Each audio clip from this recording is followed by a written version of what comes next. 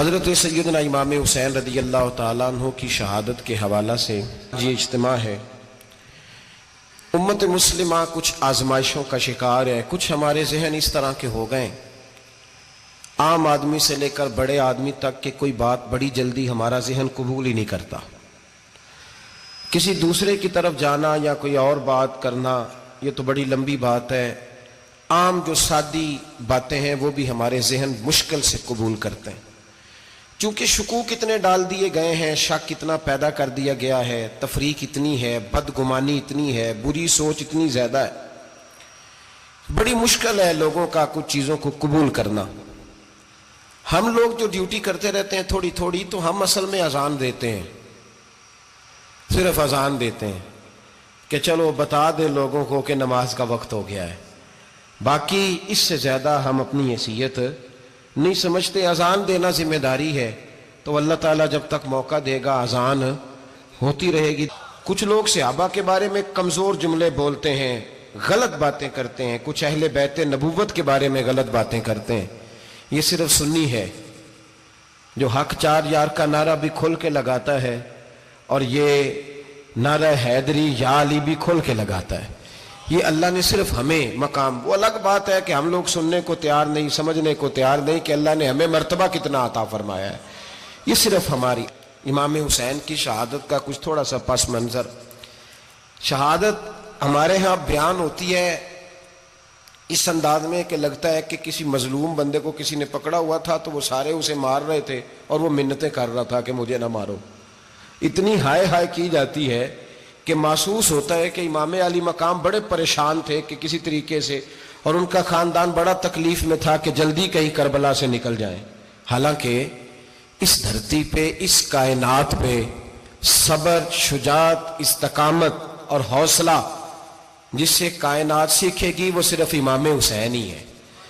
اتنے بڑے صابر آدمی کے بارے میں اس طرح کا رویہ اختیار کرنا کہ وہ تو گویا اس طرح کر رہے تھے کہ بس کسی طریقے سے میری تو یہ امام حسین کی مظلومیت سنا کے لوگوں کو اس طرح کا کر دیا جاتا ہے، یہ انداز بتایا جاتا ہے کہ شاید واقعہ کربلا رونے دھونے کا نام ہے، حالانکہ بات یہ نہیں ہے۔ یزید کی لشکر جو امام حسین کے مقابلے میں آیا، امام حسین کے لشکر کی تعداد 72 تھی، تو یزید نے 22,000 آدمی، مجھے بتائیے 72 کا 22,000 سے کو مقابلہ ہوتا ہے؟ بولیے۔ عمر بن سعد نے پھر عبید اللہ ابن زیاد کو لکھا کہ 22,000 بندے تھوڑے ہیں، کچھ بندے زیادہ بھیج۔ تو عمر بن سعد کو عبید اللہ ابن زیاد کہنے لگے کہ تو پاگل تو نہیں ہو گیا، 72 کے لشکر کا 22,000 بھیجا، اور کتنا بھیجوں؟ تو اس نے کہا تمہیں یہ نہیں پتا یہ لوگ کون ہیں؟ یہ مولا علی شیر خدا کی اولاد ہے، ان میں ایک ایک شخص ایسا ہے جو 1,000 کے مقابلے میں لڑنا جانتا ہے۔ تو یہاں کمزوری دکھائی جاتی ہے، ہمارے بچے سمجھنے لگے ہیں کہ یہ شاید کوئی ایسی داستان ہے، اور اس طرح کا ماحول ٹی وی پہ میں دیکھ رہا تھا، اس طرح کا ماحول بنایا جاتا ہے جیسے کوئی خوف ہے، یعنی واقع کربلا کوئی ایسا واقعہ جسے دیکھ کے خوف طاری ہو جائے، بچے راتوں کو ڈرے، وہ اکیلے درخت دکھائے جا رہے ہیں اور تیر دکھائے جا رہے ہیں۔ او یار کیا قوم کی تربیت کر رہے ہیں؟ واقعہ کربلا حوصلے کا نام ہے، دلیری کا نام ہے۔ سنیں بات اصل میں کیا تھی، بڑے ٹھنڈے دماغ سے میری بات کو سمجھیے گا۔ حضرت مولا علی شیر خدا کے بعد مسلمانوں کے متفقہ امیر بنے تھے حضرت امیر معاویہ۔ انہیں امیر کس نے بنایا تھا؟ امام حسن نے، حضرت علی کے بڑے صاحبزادے۔ حضرت امام حسن نے ان سے صلح کی، انہیں خلافت دی، اور صحیح بخاری میں نبی پاک نے فرمایا تھا میرا بیٹا حسن سردار ہے، جب مسلمانوں کی جماعتوں میں لہو بہ جائے گا تو حسن ان کی صلح کرا دے گا۔ وہ صلح امام حسن نے کرائی، جناب امیر معاویہ امیر بن گئے۔ حضرت امیر معاویہ رضی اللہ تعالیٰ عنہ بڑا پیار کرتے تھے نبی پاک سے، بڑا احترام کرتے تھے حضور کے خاندان کا۔ ان کی جو اجتہادی خطائیں ہیں وہ اپنی جگہ پہ موجود ہیں، چونکہ امام حسن نے ان سے صلح کر لی، لہذا ہم بھی ان کے بارے میں کوئی جملہ کہنے کے مجاز، ہماری مجبوری امام حسن ہے، اس لیے کہ جسے امام حسن صحیح کہے پھر امام حسن کے ماننے والے کو اسے غلط نہیں کہنا چاہیے۔ حضرت امیر معاویہ رضی اللہ تعالیٰ عنہ کا جب وصال ہوا تو حضرت امام حسن پہلے ہی ان سے وصال کر گئے، آپ کو زہر دے دیا کہ آپ شہید ہو گئے۔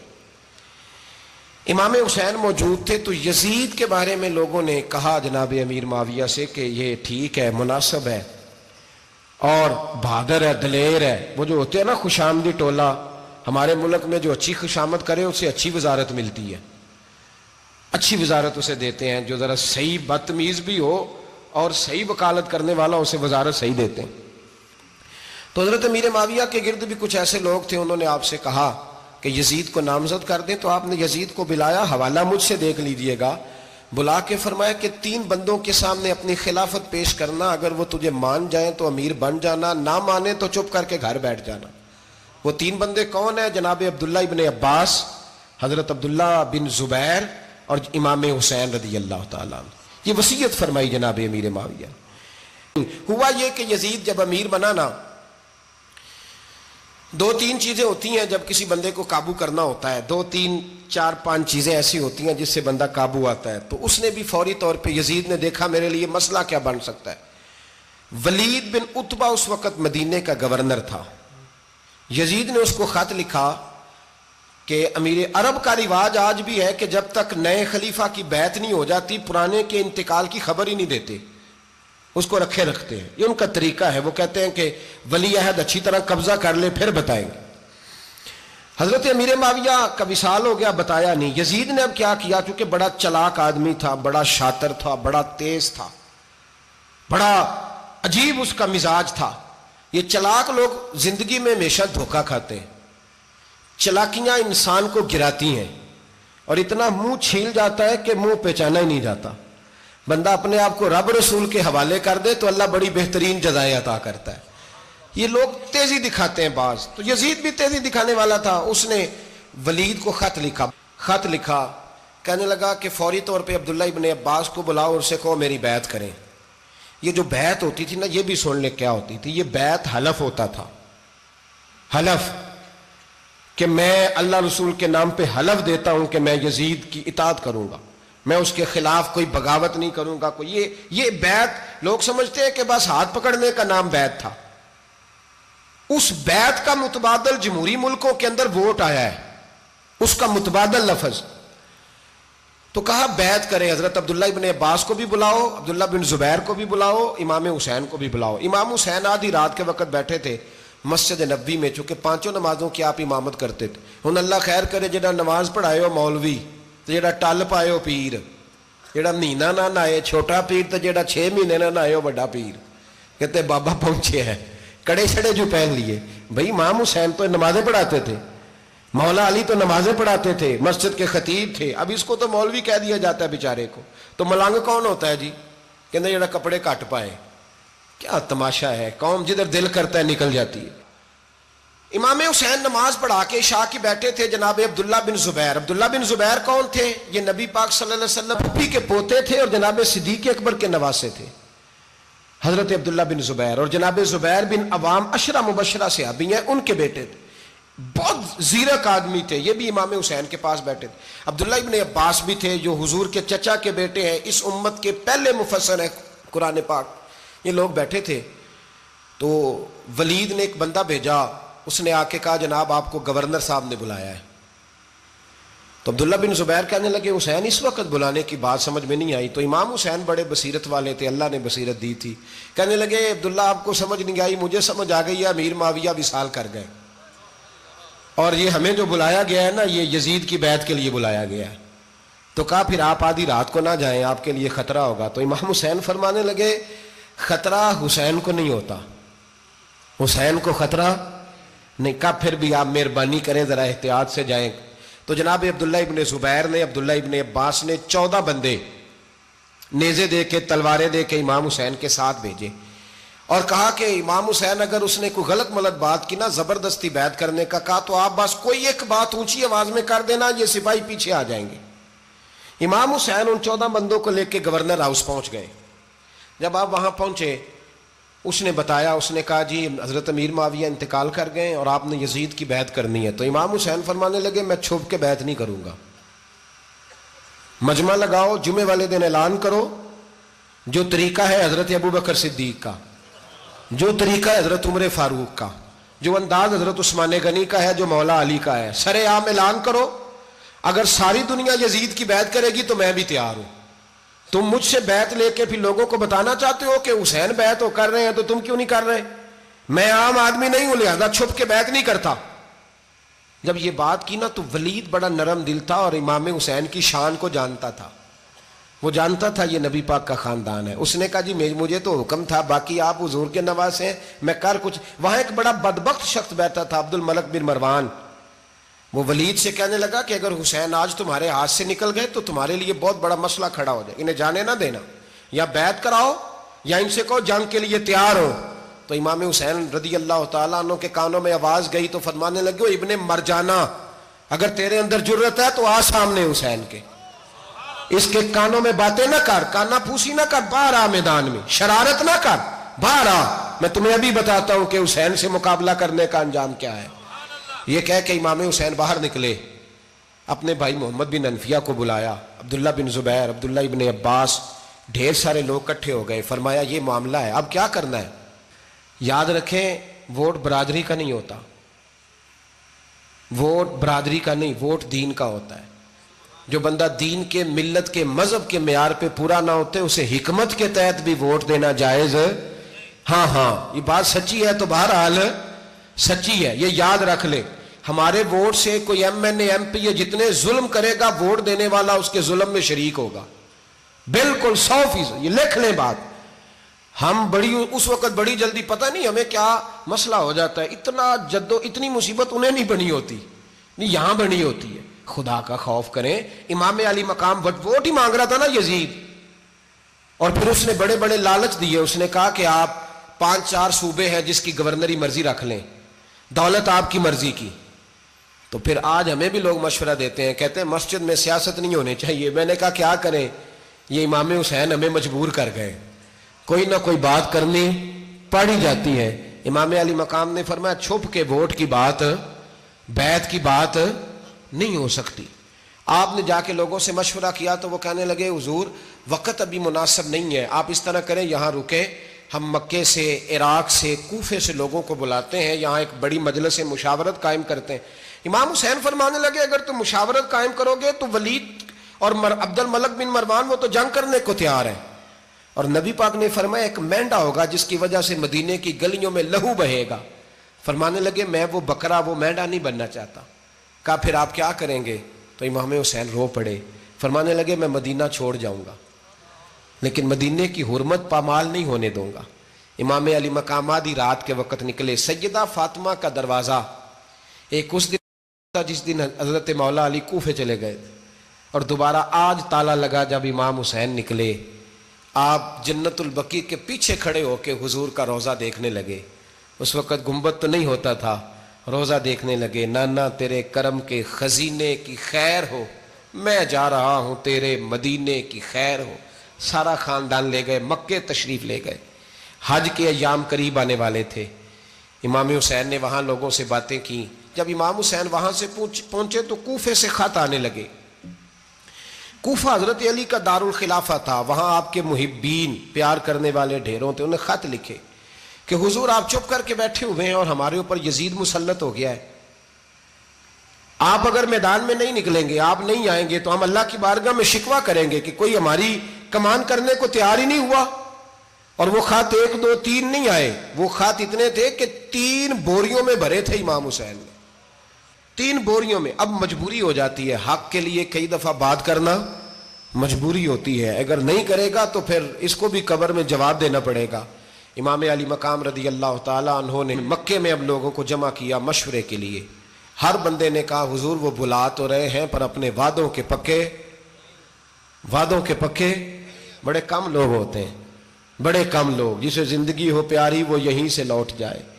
میرے قافلے میں شامل کوئی کم ظرف نہیں ہے. بڑے کم لوگ ہوتے ہیں جو ارادوں کے، وعدوں کے، ہمیشہ ساتھ چلنے کے پکے ہوتے ہیں. ورنہ بڑے لوگوں کو گرمی لگنے لگتی ہے، بڑے لوگوں کی مشکلات آتی ہیں، بڑے لوگ ایسے ہوتے ہیں جن کی مجبوریاں بن جاتی.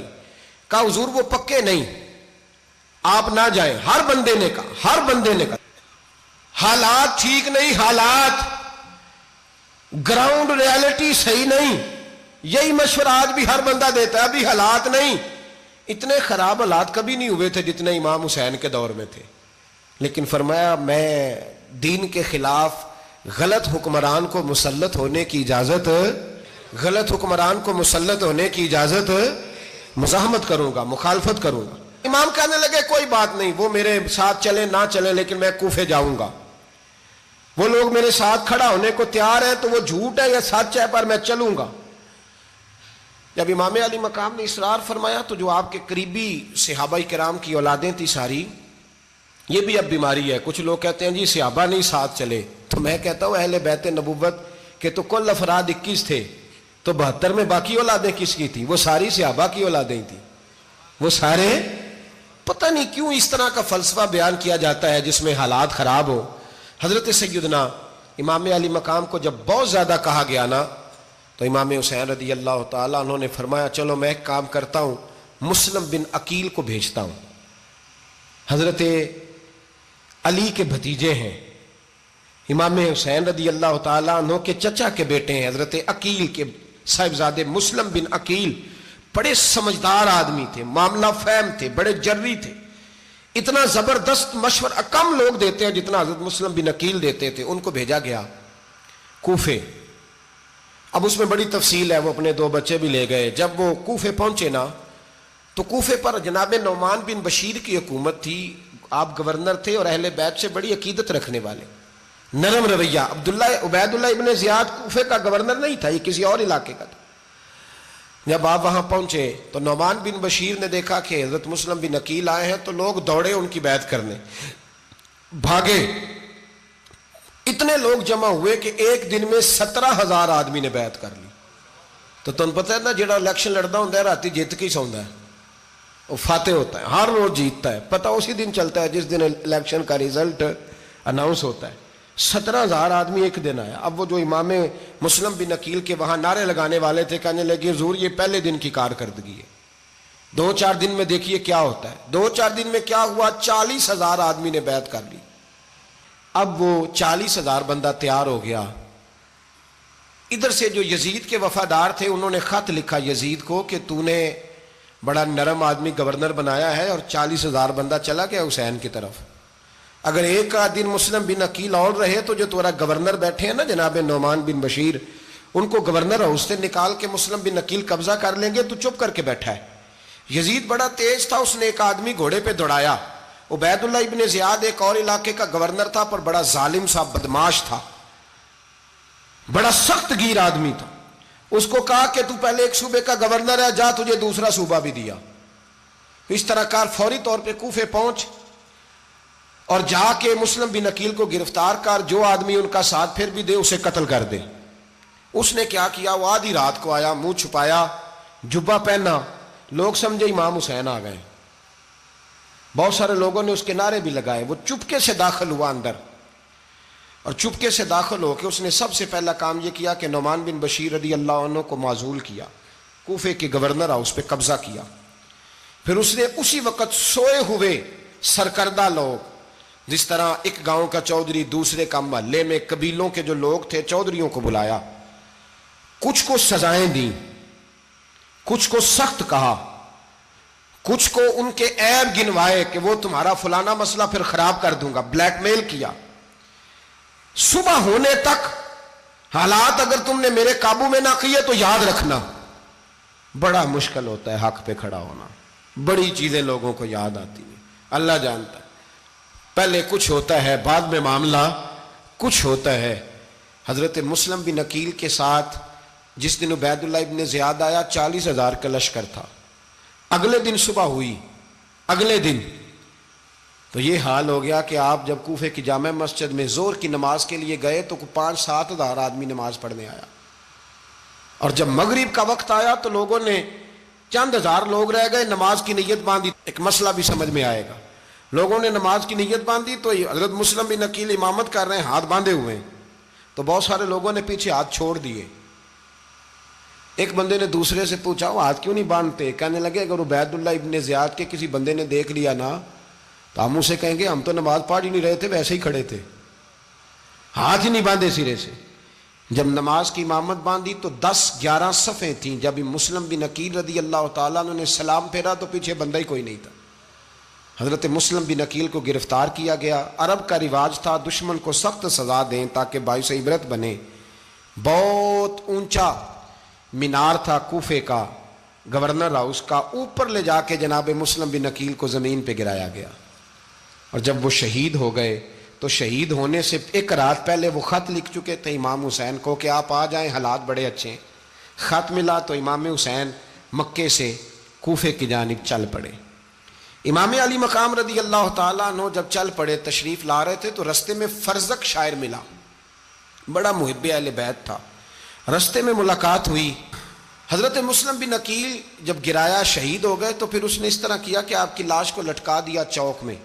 लोग देखते थे तो औरतें बच्चों को कहती थी तूने बाहर नहीं निकलना, हमने नहीं इमाम हुसैन के साथ चलना, बस बस बड़ा खौफ है, कोई बंदा ना बाहर निकले, कोई नहीं ज़रूरत हमें, हालात बेहतर होगी तो देखी जाएगी। आज कितने लोग हैं, कितनी देगें पकी, कितनी न्याजें बटी, क्या कुछ हुआ। आप नाराज ना होना, मैं आप में से हूं, आप मुझसे हैं, ये बात आपकी नहीं मेरी सबकी है। आज भी अगर इमाम हुसैन के नाम पे जान देने की बारी आएगी तो देगे ही रह जाएंगी। नाराज तो नहीं हो गए आप लोग? फटाफट माएँ कहेंगी बाहर नहीं जाना, बिल्कुल पुत्र सानू की लगे, सारा दिन कोई हमारे लिए। वो पीर साहब तो करते रहते हैं बातें, उनका तो काम है, खबरदार हमने नहीं जाना।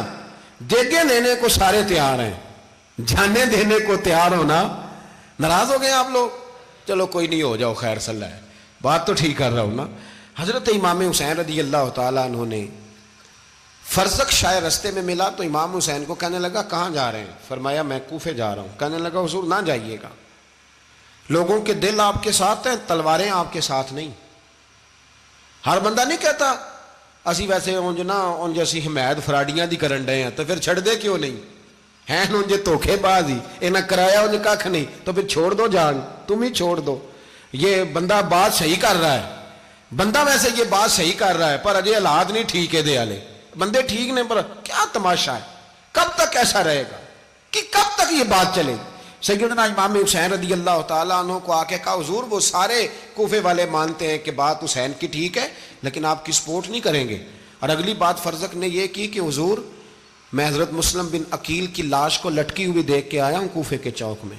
बड़ा ही खूबसूरत फिक्रा है इमाम हुसैन का। फरमाने लगे मेरा भाई लटका हुआ था, कहीं किसी के आगे झुका तो नहीं था? लटका ही था ना, कहीं झुका तो नहीं किसी के आगे? कहा हुजूर नहीं। तो आप फरमाने लगे अगर मुस्लिम बिन अकील लटक गया तो हुसैन भी लटक जाएगा, लेकिन झुकेगा। हजरत इमाम हुसैन तशरीफ लाए, बच्चों समेत आए। हुर बिन यजीद एक शख्स था, हुर बिन यजीद नाम याद रखना। हुर बिन यजीद एक मुख्तसर सा लश्कर लेके उसने इमाम हुसैन को एक जगह पे रोका, फिर दूसरी जगह पे रोका, बिल आकर तीसरी जगह पे रोका। तो इमाम हुसैन ने फरमाया जगह कौन सी है? कहा हुजूर करब व बला। फरमाया बस यही खैमे लगा दो, यही। हजरत सैयदा ज़ैनब ने पूछा इमाम हुसैन से कि सारे जमाने ने रोका है, ठीक है आप हक पे हैं, ये भी सब ने कहा आप हक पे हैं, पर रोका भी सब ने, आप रोके क्यों नहीं? तो इब्ने कसीर और इब्ने असीर लिखते हैं कि इमाम हुसैन रो पड़े, कहने लगे बहन मैं रुक जाता, पर मैंने रात को नाना मुस्तफ़ा को ख्वाब में देखा है। तो हुजूर ने फरमाया हुसैन अगर आज ये रिवाज पड़ गया ना यजीद जैसे लोगों का, तो कयामत तक पड़ा रहेगा। फिर लोग कहेंगे कोई निकला नहीं था तो हमें भी निकलना, फिर लोग जालिमों के सामने गर्दनें झुकाने के आदी हो जाए।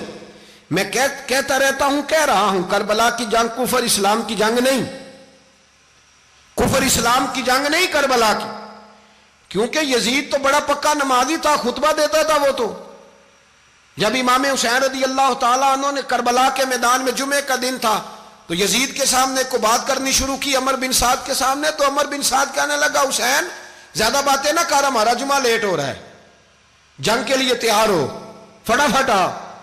अहले बैत नबुव्वत को कत्ल करेंगे और कत्ल के बाद फिर नमाज पढ़ेंगे और फिर कहेंगे अल्लाहुम्मा सल्ली अला मुहम्मदिन व अला आले मुहम्मद, उसी नमाज में फिर दरूद भी पढ़ेंगे। ये कैसा मर्तबा है, कैसा अंदाज है, दोस्ती कातिल से भी मकतूल से याराना भी। हुर बिन यजीद इमाम हुसैन से कहने लगा मुझे हुक्म है आपको रोकने का, आप आगे नहीं जा सकते। इमाम साहब ने फरमाया वजह? जमीन अल्लाह की है। उसने कहा आप बैत नहीं कर रहे, यजीद की हालात आपके हक में दुरुस्त नहीं है, आप नहीं जाएंगे। इमाम रोक गए। जोहर की नमाज का वक्त हुआ तो हजरत अली अकबर इमाम हुसैन के बड़े साहिबजादे, उन्होंने अजान जोहर पढ़ी तो हुर बिन यजीद के लश्कर ने इमाम हुसैन के पीछे नमाज अदा की। کہا بھئی تم مقابلے میں آئے ہو نماز پیچھے پڑھتے ہو؟ کہا حضور مقابلہ تو تلواروں سے کر رہے ہیں پر ہمارا دل تو مانتا ہے نا کہ مصطفیٰ کا نواسہ بڑی شان والا ہے۔ حر بن یزید نے 3 نمازیں لشکر سمیت امام حسین کے پیچھے پڑھی ہیں، 3 نمازیں، ظہر اثر اور مغرب۔ پھر امام حسین کے سامنے شرائط پیش کی کہ آپ کو یہاں گھیر لیا گیا ہے، یہاں آپ بیعت کریں گے یہاں آپ جنگ کریں گے، 2 ہی باتیں۔ امام حسین نے فرمایا نہیں بھائی بیعت تو میں نہیں کرتا، اس کے علاوہ تم جو کہتے ہو میں کرنے کو تیار ہوں۔ اس نے خط لکھا، عبید اللہ ابن زیاد کو ایک بندہ دوڑایا پیچھے کوفے، چند میل پہ کوفہ تھا، کہا وہ نہیں مان رہے، کیا کرنا ہے؟ تو حسین ابن علی ہے، میں زیادہ دیر انہیں روک بھی نہیں سکتا۔ انہوں نے پیغام دیا حر بن یزید کو کہ کرنا کچھ بھی نہیں، ان کا پانی بند کر دو، بلیک میل کرو، کھانا پانی نہیں ملے گا، چھوٹے چھوٹے بچے ہیں خود ہی مان جائیں گے۔ حضرت امام علی مقام کے بارے میں حر کے پاس جب یہ پیغام آیا تو حر کہنے لگا میری طبیعت نہیں مانتی حسین پر پانی بند کروں، دل نہیں مانتا۔ جب یہ لفظ کہے نا دوبارہ تو پھر عبید اللہ ابن زیاد نے عمر بن سعد کو 10,000 آدمی دے کے بھیجا، کہا حر بن یزید لچک دکھا رہا ہے حسین کے حق میں۔ ایک رے کا علاقہ تھا، بڑی وہاں فصل ہوتی تھی، لوگ کوشش کرتے تھے وہاں کا گورنر بننے کی، کوشش کرتے تھے۔ تو عبید اللہ ابن زیاد کہنے لگا تمہیں رے کی گورنری ملے گی، سب سے سرسبز و شاداب علاقہ، تمہیں وہاں کا گورنر بنایا جائے گا اگر حسین کے خلاف لڑو گے۔ یہ اتنی زبردست ہوتی ہیں گورنریاں کہ گورنریوں کے لیے لوگ نسل رسول کے خلاف بھی نکل آتے ہیں، یہ اتنی تگڑی ہوتی ہیں، اتنی جلدی وفاداریاں بدلتی ہیں۔ امام حسین کو روک لیا گیا، عمر بن سعد نے روک لیا۔ 1 محرم کو امام آئے، 7 محرم تا روکا گیا، 7 محرم کو پانی بند کر دیا۔ جانور پانی پیتے تھے، گھوڑے پیتے تھے، کتے پیتے تھے، لیکن مصطفیٰ کے گھرانے کو پانی پینے کی اجازت، 3 دن تک پانی بند رہا۔ 9 محرم کو عمر بن سعد نے اور لوگ بلائے۔ شمر ایک بڑا سخت آدمی تھا، سنگ دل بدبخت، جس نے حضرت علی اصغر کے گلے پر تیر مارا تھا، وہ اور لشکر لے کے آیا۔ رات کو کہنے لگا امام حسین رضی اللہ تعالیٰ عنہ سے کہ بس بڑا ہو گیا، یہ 9-10 محرم کی درمیانی رات، یہاں آپ جنگ کریں گے یا آپ بیعت کریں گے، 2 ہی باتیں۔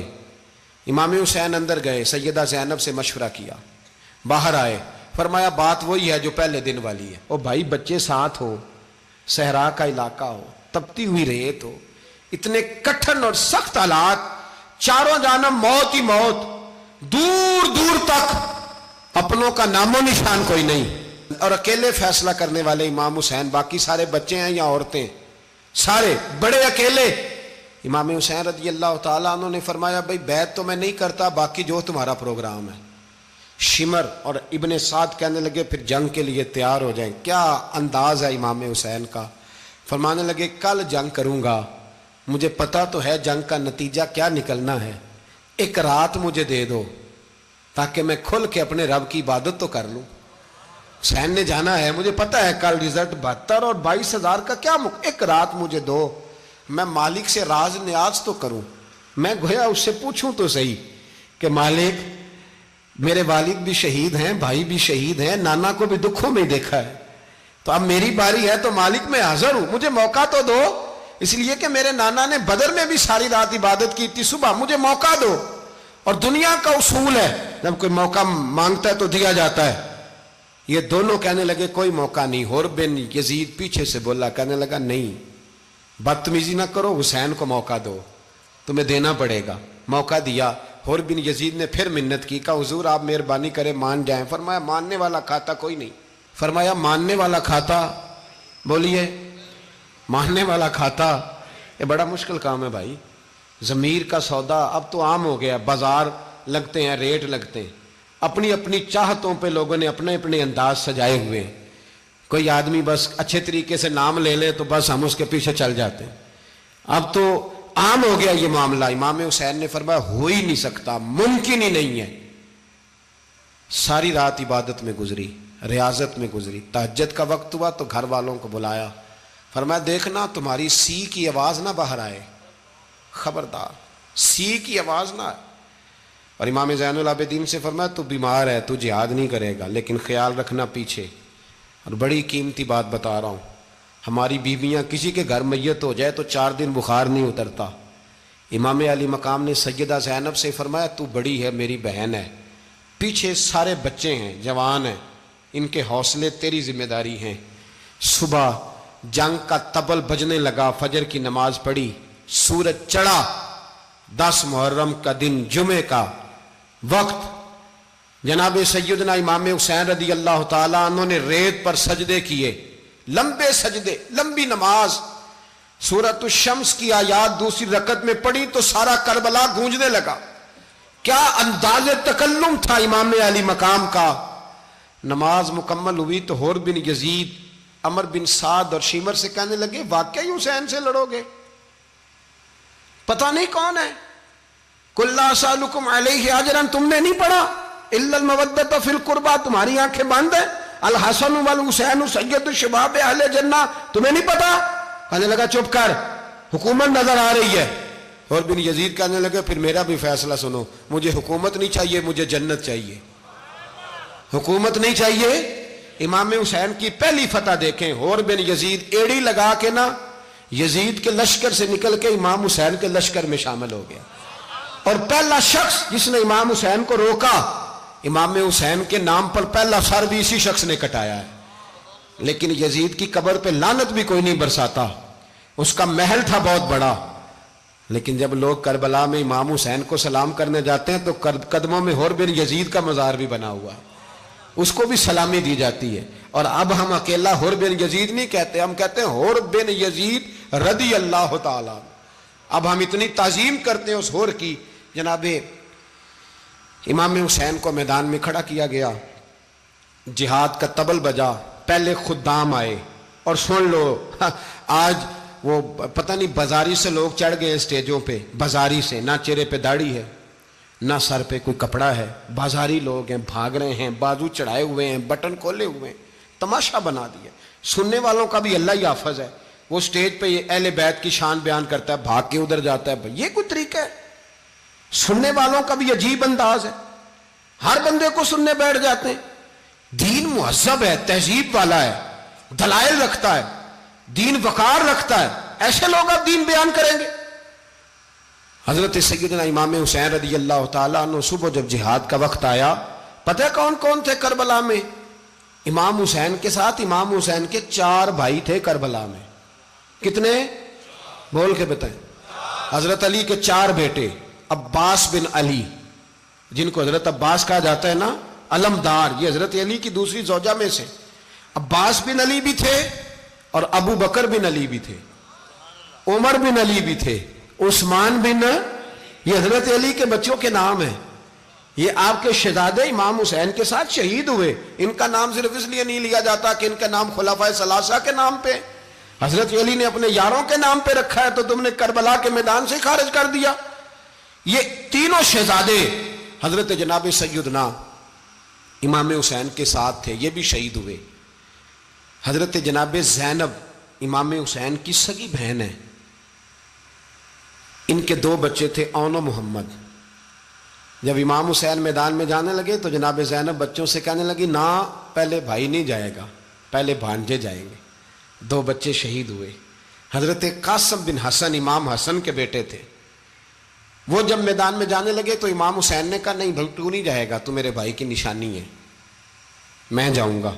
تو حضرت قاسم بن حسن نے ایک تعویذ کھول کے دیا کہ ابا جی میرے والد نے کہا تھا جب بڑی مشکل آ جائے تو تعویذ کھول کے دیکھنا، تو آج بڑی مشکل آئی ہے تو میں نے تعویذ کھولا ہے، تو یہ دیکھیں کیا لکھا ہے، یہ تو رکا ہے، تعویذ ہے ہی نہیں۔ جب کھول کے دیکھا تو اس پہ لکھا تھا قاسم اگر حسین پہ کوئی کڑا وقت آ جائے تو بیٹا کے آگے آگے رہنا، اگر کڑا وقت میرے بھائی پہ کبھی آ جائے نا، دیکھنا اس کے آگے آگے چلنا، اسے حسن کی کمی نہ محسوس ہو، پائیاں جہاں ساک نہیں کوئی جے وچ خار نہ ہوئے۔ سیدنا امام حسین پہلی دفعہ کربلا میں اس وقت روئے جب یہ رکا، آپ نے دیکھا تو فرمایا ٹھیک ہے، اگر حسن کی یہ وصیت ہے تو میں نے زندگی میں اگر ان کی ہر بات مانی ہے اب بھی مانوں گا، تمہیں اجازت ہے۔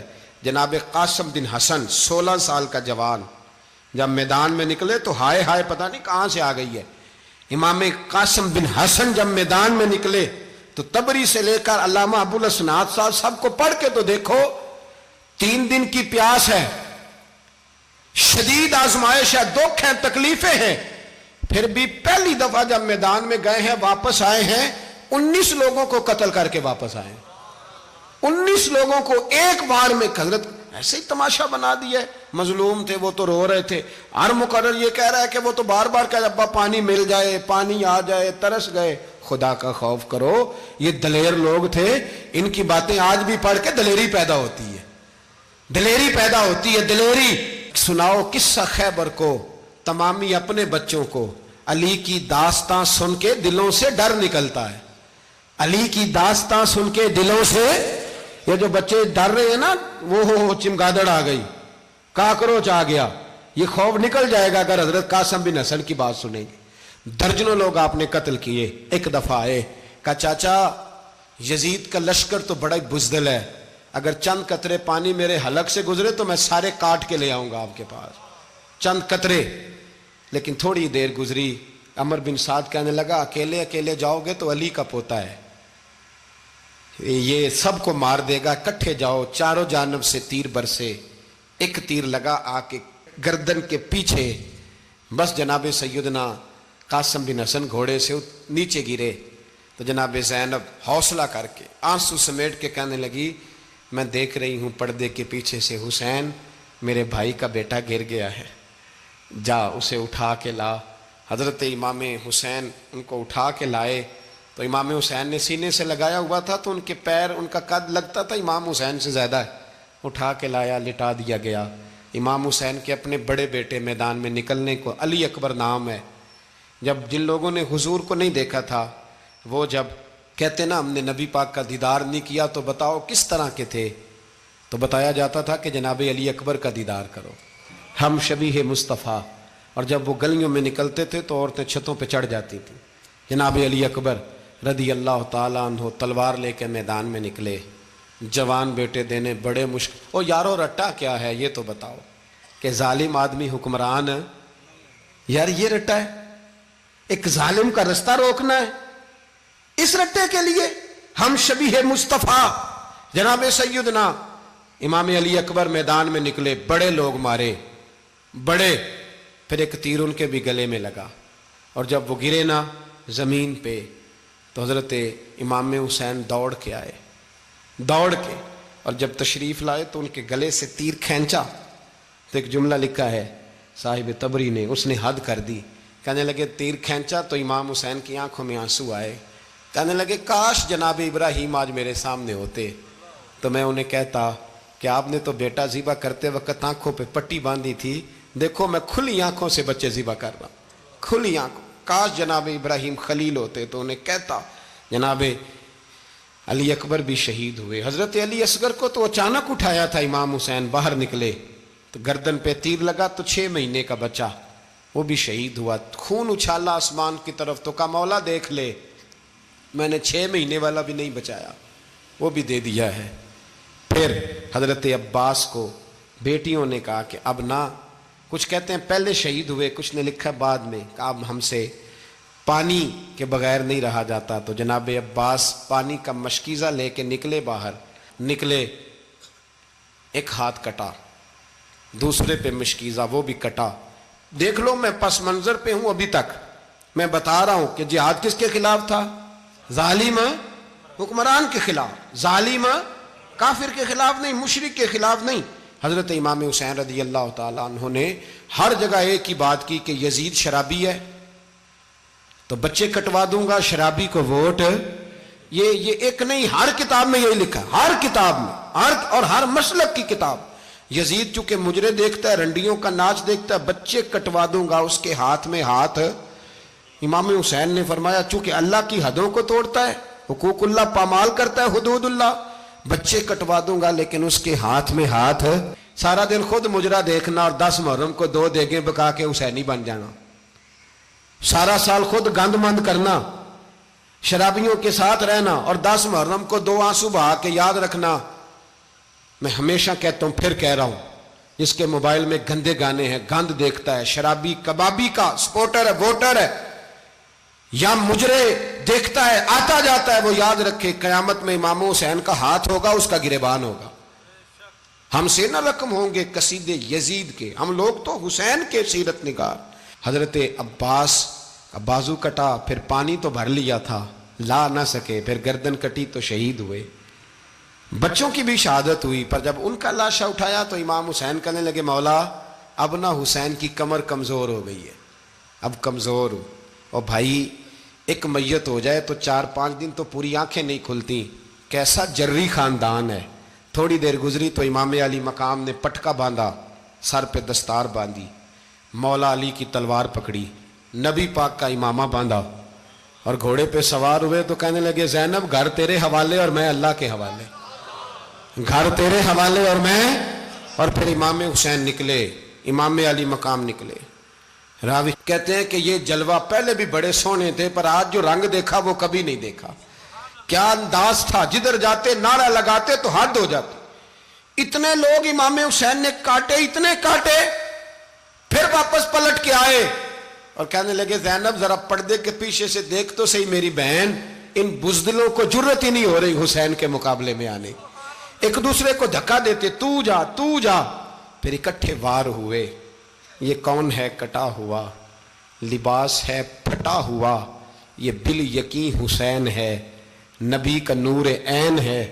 پھر چاروں جانب سے تیر برسے تو امام علی مقام چونکہ نماز کا وقت ہو گیا تھا، اترے گھوڑے سے، خون بہ رہا تھا، گرم ترین ریت سے تیمم کیا، سر سجدے میں رکھا، اور جب شمر آپ کی گردن کاٹنے لگا تو کہنے لگے ٹھہر جا ذرا رب سے ایک بات کر لینے دے، اور پھر بولے امام حسین، کہنے لگے مالک تو اب بتا کہ حسین سے راضی ہے کہ ناراض ہے، تو بتا۔ تو پھر ایک آواز آئی، یا ایتھا النفس مطمئنہ ارجعی الی ربک راضیۃ مرضیہ، فرمایا نفس مطمئنہ واپس آ جا، تو اللہ سے راضی ہے، اللہ تجھ سے راضی۔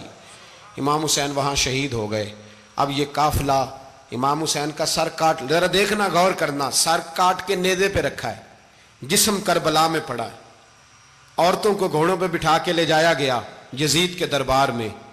یزید پہلے عبید اللہ ابن زیاد نے بدتمیزی کی، پھر یزید نے کی۔ سعودی عرب کا ایک مولوی بول رہا تھا، سعودی عرب کا، ان سے بھی بڑا عشق ہے، جس نے تقریر سننی ہو میرے پاس ہے۔ ہمیں لوگ مشورے دیتے ہیں کہ جو یزید کو اچھا کہے اور حسین کو باغی کہے اس کو ہم امام مان لیں، اس بے شرم بے حیا کو جو نبی پاک کے گھرانے کے بارے میں بکے اسے امام۔ سعودی عرب میں مسجد نبی میں درس دینے والا جس نے تقریر سننی ہو میرے پاس ہے، وہ کہتا ہے یزید تو بڑا اچھا آدمی تھا، اس نے تو بڑی خدمت کی، تو میں نے اسے کہا رشتہ داری کر لیا یزید کے ساتھ، قریب ہو جا۔ شرم نہیں آتی؟ آج بھی نبی پاک کا دل دکھاتے ہو، حیا نہیں آتی، خیال نہیں آتا؟ اور لوگ گھر میں بیٹھ کے باتیں کرتے ہیں، کہتے ہیں جی جو بیت اللہ میں ہو وہ بھی برا ہو سکتا ہے۔ بیت اللہ میں تو 360 بت بھی تھے، وہ اچھے تھے۔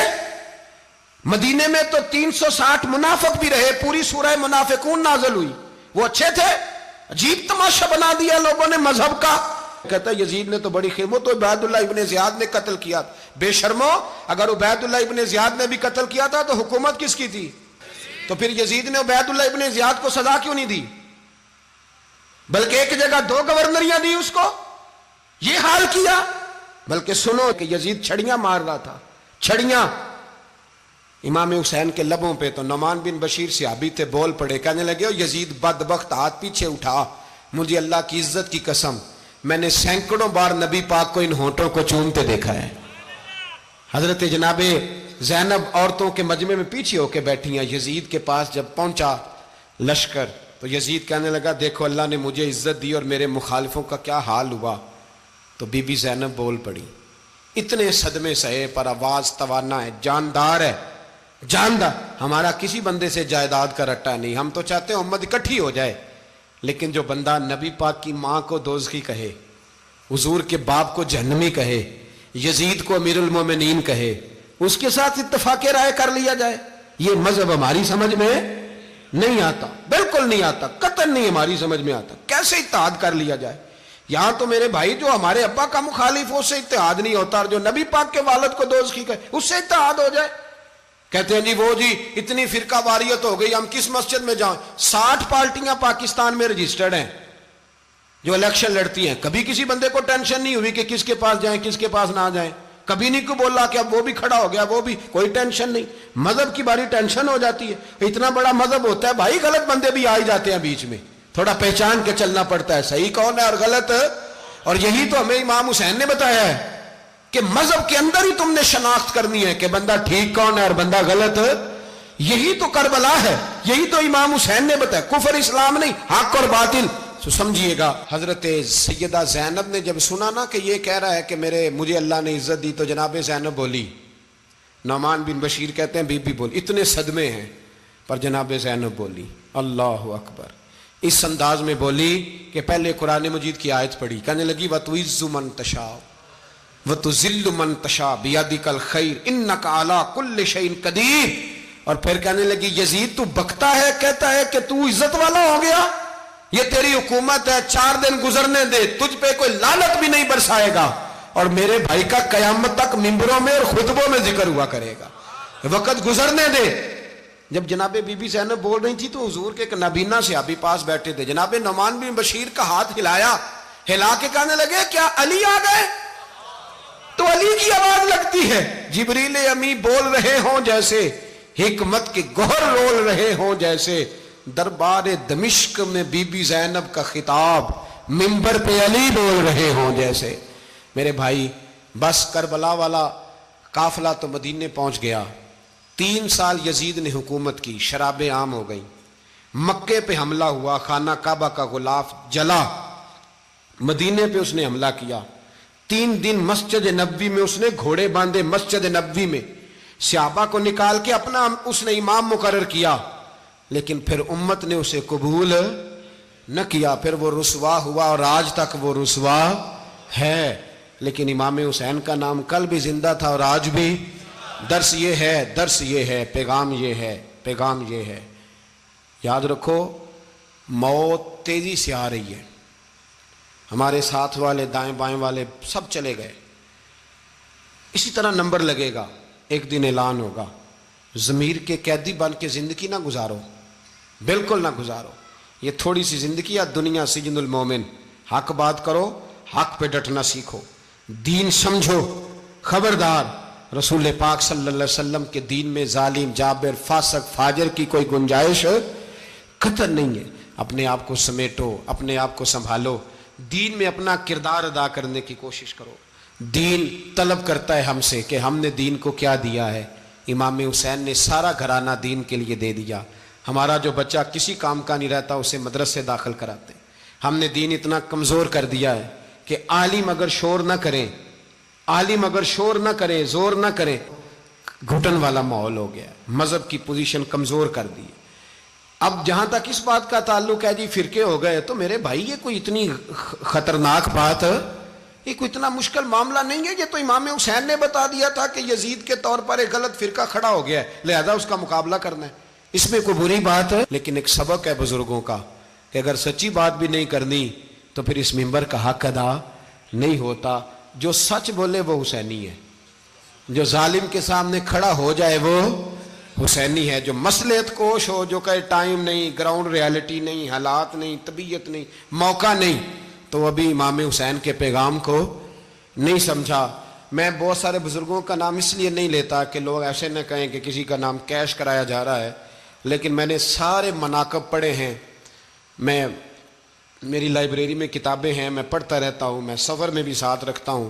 لیکن حضرت شیخ عبدالصبور بیگ منشور ہزاروی کا شعر امام علی مقام کے مقابلے میں اس طرح کا ہے کہ مجھے سارے شاعروں سے زیادہ وزنی محسوس ہوتا ہے. انہوں نے کہا تھا اس شاہ مشرقین کی, اس نور عین کی, مطلوب ہے جہاں کو قیادت حسین کی. دیکھیے ذرا حسن, اور ہر سو یزیدیوں کا زمانے میں زور ہے, ایک دو جگہ پہ نہیں, ہر سو یزیدیوں کا زمانے میں زور ہے. منشور آج پھر ہے ضرورت حسین کی, آج پھر ہے ضرورت ہے, آج لوگ حسینی بنے, امام حسین کے نقش قدم پر. وہ کہتے ہیں زور ہو گیا یزیدیوں کا. یہ ہمارے بزرگ ہمیں بتا گئے. مسجد کی طرف توجہ کرو, اپنے بچوں کی نگہبانی کرو. دنیا کی زندگی اتنی مختصر ہے کہ ایک خواب لگے گا جب ہم جائیں گے دنیا, ایک خواب لگے گا. خواب تھا جو کچھ کے دیکھا, جو سنا افسانہ تھا, اہل بیت نبوت کا اسوہ عبادت ہے، ریاضت ہے، پردہ ہے، پرہیزگاری ہے، اس پر توجہ کریں۔ جن کی بچیاں سر نہیں ڈھانپتی وہ 10 محرم کو بے شک دیگ نہ پکایا کریں۔